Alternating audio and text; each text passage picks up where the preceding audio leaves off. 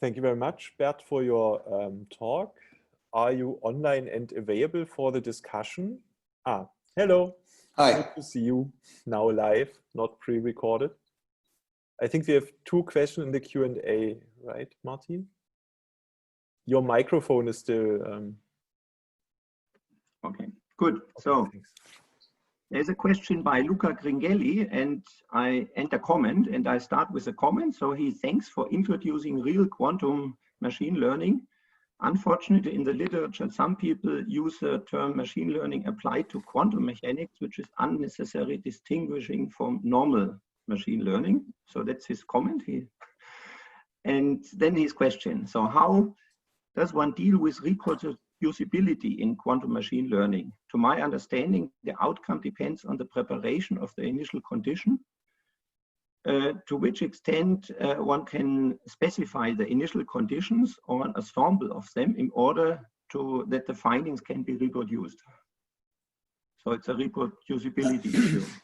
Yeah, so first on the comment maybe, indeed, so this quantum machine learning is sort of an umbrella term that that summarizes work in both directions. So there is people, so like machine learning as a successful tool is being applied to everything from robotics to medical to everything, also to quantum physics. And so that is the one direction, and there's a lot of work going on there. And so that is not quantum machine learning that's in the quantum set, but just normal machine learning applied to quantum. So indeed, and that's a large activity. The other direction, which is the one that I talked about, is to use quantum features to enhance machine learning is what I talk about. But I think there is also an interesting interaction between these two directions, because it is interesting to understand how quantum features can give rise to machine learning, but also how they can be embedded in materials. And also, I think there is also in the application area. So in the area where you say, how can I apply machine learning to quantum problems?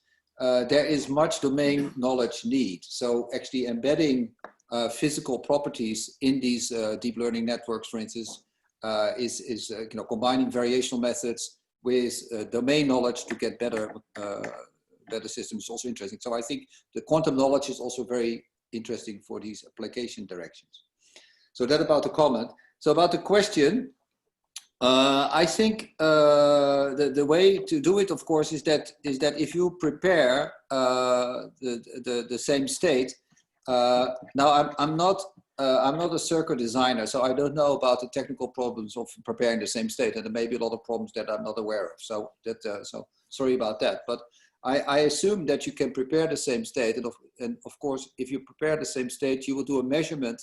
Then say so you let the circuit evolve, and then at the end you get a measurement, and that gives a probabilistic outcome, because then the wave function is destroyed, and then you have to redo that again. So you get statistics which are independent, right? You get independent samples, and the success of that, of course, depends on how deep your circuit needs to be in order to get to that computation. But in principle, you get the reproducibility comes in the probabilistic sense, that the expectation value that you get out of 100 runs should be the same if you repeat it another 100 times. So that's in that sense.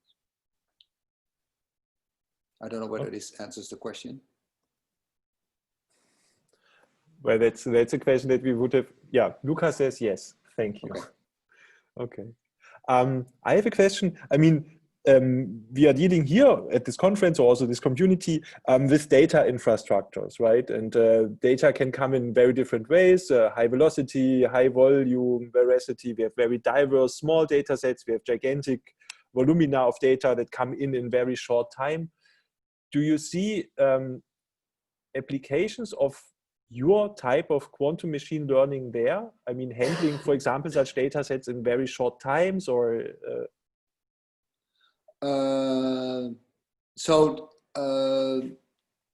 not yet, right? Because I think these so big data is particularly large number of variables also, right? And large number of variables means large quantum systems, right? Large Hamiltonians. And so these quantum systems, they cannot be built at the moment. So we're stuck with relatively, so the largest quantum computer now has about 50 bits. So that would be 50 binary variables. So you can define very intractable hard problems on 50 bits. But from, of course, from an engineering perspective, 50 bits is not still 50 binary variables is still not very still not very limited, big. Yes. Yes, so that's still very limited. Yeah. Okay, cool. Thank you very much. Are there further questions from the audience? You could type question. You could raise your hand in order to give a comment or ask a question if you like.